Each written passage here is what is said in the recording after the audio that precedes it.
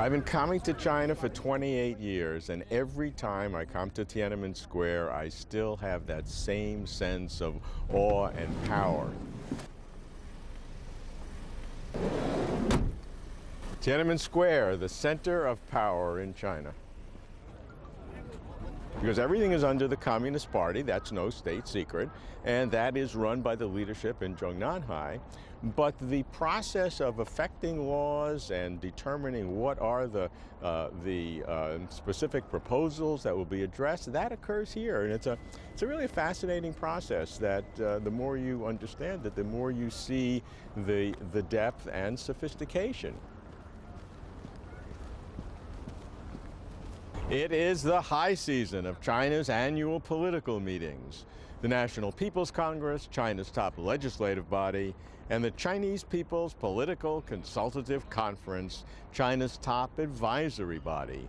Together, the two large meetings are called Lianghui, or two sessions in the official English. Here in Beijing, I sense anticipation, excitement, and perhaps a touch of anxiety. China watchers scrutinize the two sessions: official speeches, press conferences, policy announcements, sideline comments, personnel positioning or actions. How's the economy really tracking? What's with the priority programs? Any surprises, new policies? Can we spot signals? What's in the air? Attending the two sessions brings us closer to China.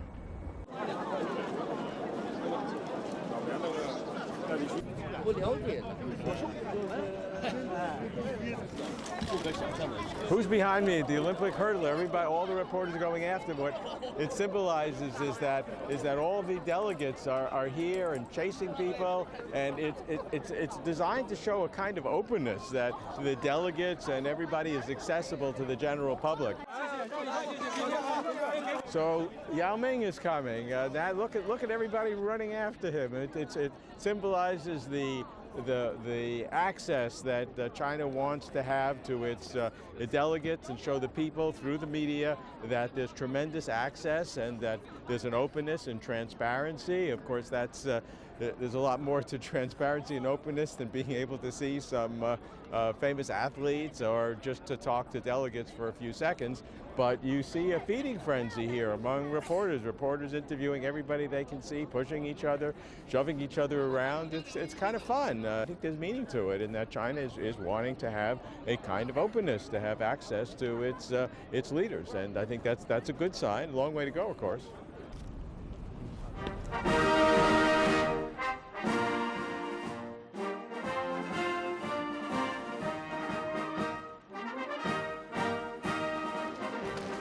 About 3,000 lawmakers from all across China have come to Beijing for the annual session of the National People's Congress. It began with Premier Li Keqiang's government work report, in which he reviewed China's achievements and challenges in 2016 and outlined goals and tasks for 2017. As expected, the work report focused on economic reform and restructuring, as well as on people's livelihoods. GDP is projected to grow by 6.5% approximately. However, in practice, we will strive for better. Deputies are required to review the government's work report, though the ratified outcome is a foregone conclusion. 2017 is considered a linchpin year for implementing China's 13th five-year plan, leading to leadership's long-standing pledge to realize a moderately prosperous society by 2020. There are challenges, especially economic uncertainties and the need to reduce industrial overcapacity and corporate debt. The National People's Congress is the highest order of official state authority in China, possessing executive government, legislative, and judicial powers. Such power includes amending the Constitution, enacting and amending basic laws, electing, as it were, the President and Vice President of China, the Premier of the State Council, the Procurator General, and the President of the People's Supreme Court. Equally important, the NPC has the right to supervise all these officials and their areas, exemplified by the Premier's work report of the government presented to the NPC. In addition, budgets and legislative bills must be approved by the NPC. It reveals no state secret that the common metaphor for the NPC in China as well as abroad is a rubber stamp, meaning that all policies and personnel decisions seemingly submitted to the NPC have already been made by party leaders. But as Chinese society becomes more complex and Chinese people more aware, this simplistic metaphor is becoming dated. I find it fascinating to watch the NPC evolve. In addition to handling state affairs, the two sessions is a platform for the public to communicate with the country's decision makers, exemplified by frequent press conferences that are usually packed. And what really strikes me is not just what's being said here, because that's kind of predictable, but the interaction between the Chinese reporters and the organizers and the representatives, because you can see a difference in the Chinese reporters, the energy, the kinds of questions they ask, trying to push as far as they can without getting in trouble or without saying something too sensitive, but yet they really want to push. And to me, that interaction between the representatives and the Chinese press is a real story here that we should watch. That's more indicative of what's happening in China than maybe the official pronouncements.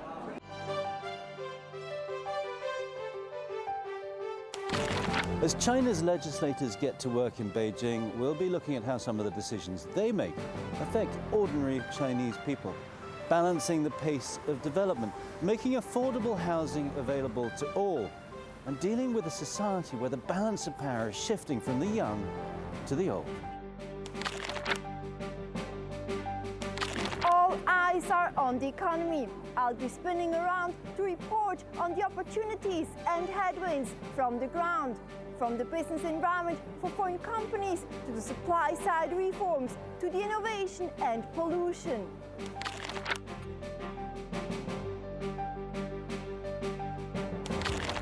These days, decisions taken here in Beijing affect not just the citizens, but bear great impact on the global economy.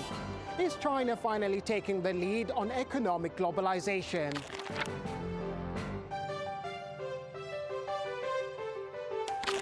I'm watching two areas. First, signals on state-owned enterprise reform, and second, with China increasingly active internationally, the focus on foreign affairs.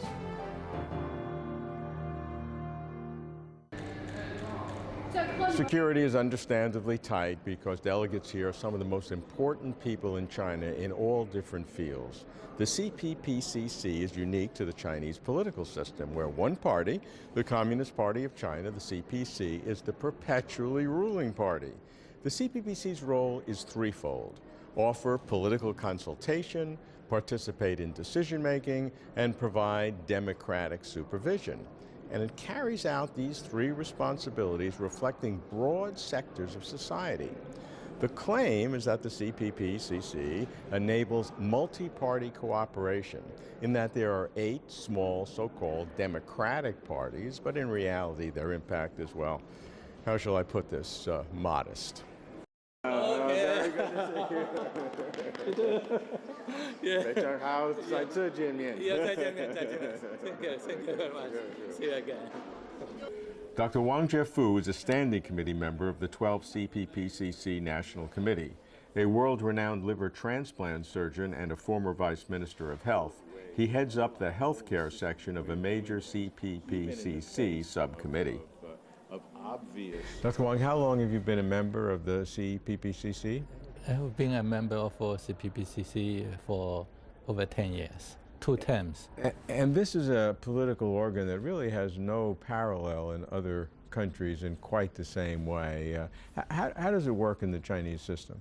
You are right. CPPCC is a very special and system in terms of China's political systems. We have the Communist Party, also have a government, also have a CPC and CPPCC, and different organizations and have different functions. You couldn't say it's low power. You know, still play some very important role for the political consultation, also for the in policy making. We can give some suggestions. Also, we have some democratic supervision on the government. So how does that actually work? Because the CPPCC has no legal power to implement things. So by what mechanism can you influence high leadership or officials in the Communist Party and the government to listen to your ideas? Every year we have some investigation, and actually it's assigned by the government.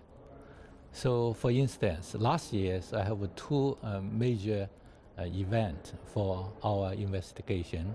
One is the role of the key medical colleges in the healthcare reform. The second project for the investigation is the role of the traditional Chinese medicine in the healthcare reform. Just describe the process itself. It was assigned by the government, but you took responsibility. What's the process? So there's over 20 members join my team for the consultation, for the investigation. And many of them are professionals, they're doctors? All of them are specialists, Okay. experts. We know some problem.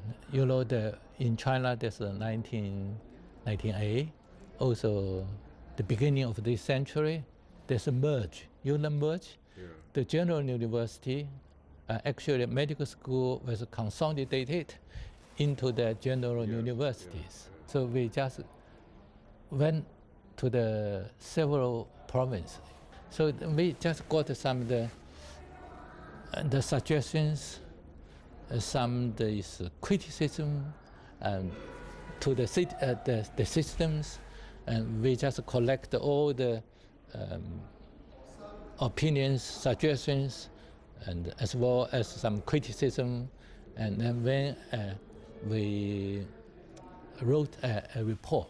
How long was the report? How many pages or how many characters? Actually, in my room, I have actually has a copy of this one. It's play a very important role because this is from the CPPCC and already get some documents, and through the CPPCC sent to the provincial CPPCC and sent to the different universities. They are just they should do something to make corrections. And Minister of Health will send our report to the local. And when that's sent, is it the name on it, the CPPCC? Yeah. Or the Ministry? Minister of Health. Right. With just attachment. Okay. Okay. They'll probably add some instructions. Right. And CPPCC have some critical suggestions, and we recommend, and you must implement it. But what is supervision? What entails supervision? For instance, if just you are as a president of a university, and then I found the report, it's a finger pointing. Oh yeah. Yeah.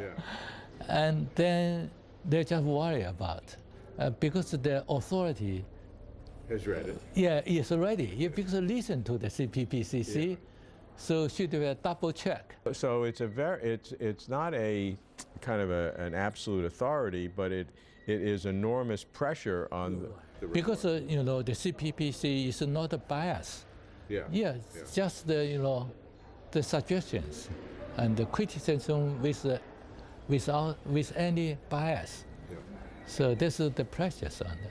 As a member of the CPPC, just approximately what percentage of your time over the whole year would you say is devoted to those kinds of activities? No, for the first term, as I was the member of the CPPCC, at that time I still is the Vice Minister for Health. Right. I probably consists of a very small portion of my time for the CPPCC work. However, the second term, when I stepped down from the official position, Also, I'm already 4 minister and rank officials. I was appointed, selected as standing members of CPPCC.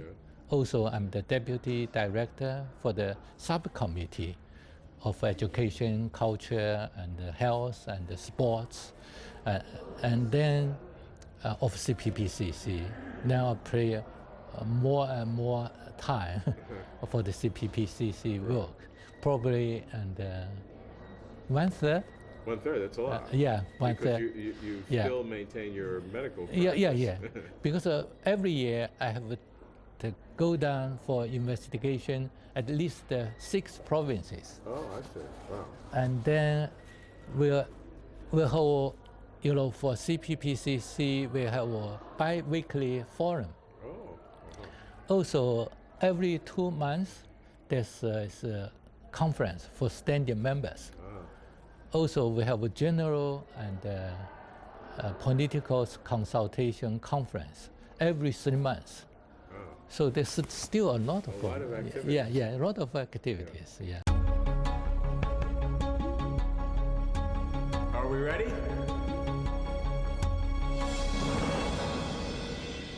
China, a nation with the largest population on Earth, assuming a greater role economically and politically on the world stage. Understanding China is critical for all, though difficult for some. Behind the scenes of China's transformation, I'm Robert Lawrence Kuhn. Join me to get closer to China.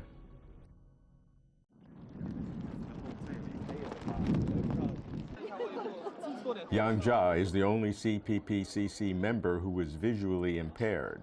She is determined to change China's education for people with disabilities.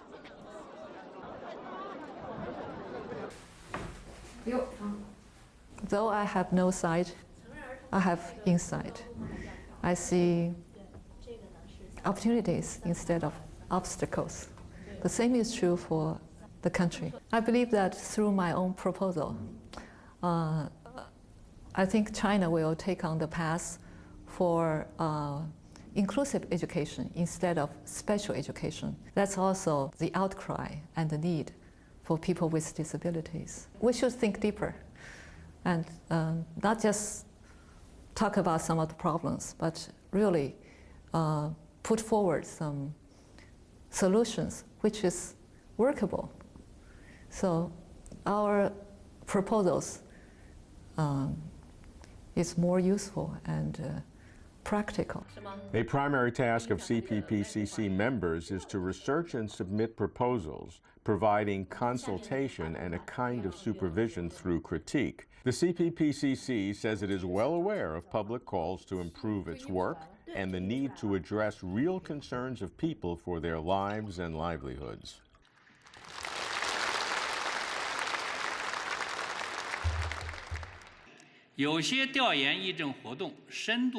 Some research activities and proposals are not deep enough. Timeliness is not strong. The democratic supervision work needs to be standardized. Some members do not exercise their functions well. The CPPCC's capacity building needs to be further strengthened.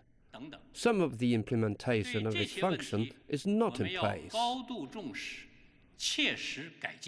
This year, more than 5,000 proposals were submitted, more than 4,000 filed for further action, almost 100% handled, and about 20% adopted or resolved. Categories: economy, society, culture, politics. Is really a body of experts who focus only on their area of expertise. And so that nobody pretends to know something that they don't. Right, you're right. For instance,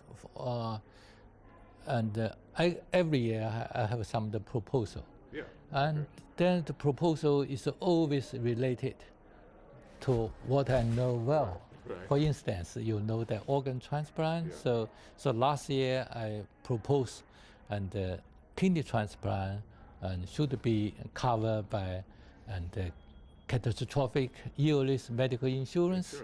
And then we get a very positive response from the government. For this year, I will propose and and the amendment of the organ transplant and regulations. Because our regulation was issued by State Council in the years of 2007. Is not in line with the development of the organ donation and the transplant at this stage. So I will make proposed amendment. Will get some content of organ donation should be included in the new amendment of organ and transplant regulations. So when you have an idea in your area of expertise, even though you're not a minister, you're not in the government anymore, you've retired from that, when you're now making a proposal based on your expertise and recommend the CPPCC institute that, do you have to get approval for that? Do you have to get approval from the Ministry of Health? Do you have to get approval from the standing committee of the CPPCC itself? What kind of approval do you need for your subcommittee to be able to research a project that you think is important? Probably you don't know the majority of members of the CPPCC, just like me, Yeah, right. have some background. Right. And probably they are retired and officials from some CDC, from the Academy of Chinese Medicine, probably from the former directors of the hospitals. And all their students are now the ones that are running. Still have some of the connections. Right. Right. Every member of the CPPCC and have the authority. Everyone can do it. Everyone. So you don't have to check to do a research project. But so how do you get resources? How do you get travel money or whatever you need? No, for majority of the CPPCC member is proposed according to their experience and the working experience. But for the subcommittee, we got the funding from the CPPCC. Okay, so you have a basket of funds that you can allocate to individual projects. Right. So of your 88 members in the healthcare, if all of them have different projects, you can't do everything. So who decides which of those projects get done? And because you have a limited amount of funding, you have only a certain amount of funding. I'm the deputy minister and deputy director of a subcommittee of CPPCC. Right. I'm in charge of health. Okay. So every year I go assignment, and this I make the suggestions. Also, I'm the policy making. So select 2 or 3 projects For the whole committee. for whole subcommittee. For the year. For the year. Okay. Those reports you do for CPC, but they will go to the government, Ministry of Health in your case. What responsibility does the Ministry of Health have to be responsive to you? Because they don't report to you. This is there's some policy, and actually it's made by the CPC, also by the central government. Make every department, every ministries accountable. Okay. For the suggestions, consultation, and supervision from the CPPCC. They must respond. Okay. To the untrained ear, the structure and phrases of statements and speeches at the 2 sessions here may sound similar, even identical to those of previous years. But listen closely. You'll hear small but revelatory differences that one learns to discern. We sift for nuances as if for gems, seeking subtle novelties with explanatory power. China's ruling party, the Communist Party of China, CPC, prides itself on careful, incremental change. And usually this is the case. But occasionally we find sharper breaks with past practices, and it is those moments for which we are especially on watch. And those for the members, they are not satisfied at all, not only for the criticism, critical thinkings and so on. They really think of if they have any substantial things for the supporting for the policies, for supporting for the programs, for the changes. And support often means not agreeing with the status quo or how wonderful things are, but to be critical thinking is to develop new ideas. The best way to support leadership is not always to agree with them. Yes, you're right. That's right. And then also not even for those things that they feel dissatisfied from social phenomena, policy phenomena, they are not simply making complaints, or they really want to put in their thinkings into policies, put into the programs, helping in changes and participating for promoting the changes, which I think is a very positive thing. What were your impressions? How might it differ this year from some of the previous years? Yeah, I think it's very strong impressions that at this moment, the party and government really wants to have a good advice, good suggestions, good programs. And the Political Consultative Committee, they themselves has a big appearance or big motivations to provide or try their best to provide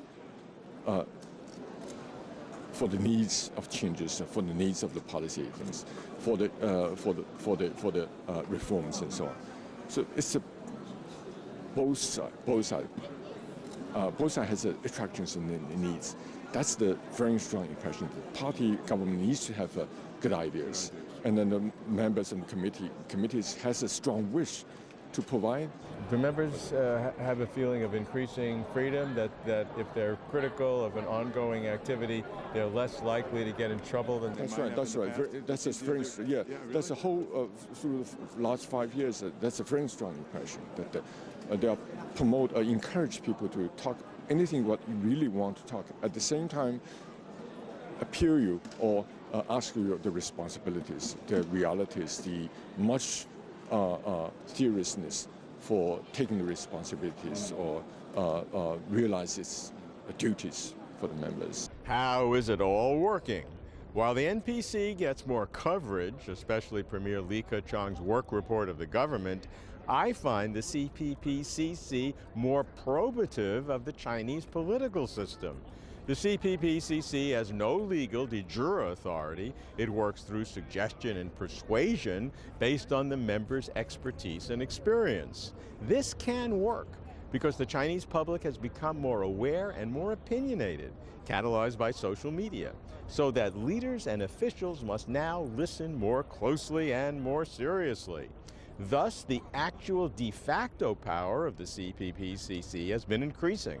There are now specific rules that compel officials to respond to proposals. Is this a binding system of checks and balances, as is the Western democratic model? Of course not.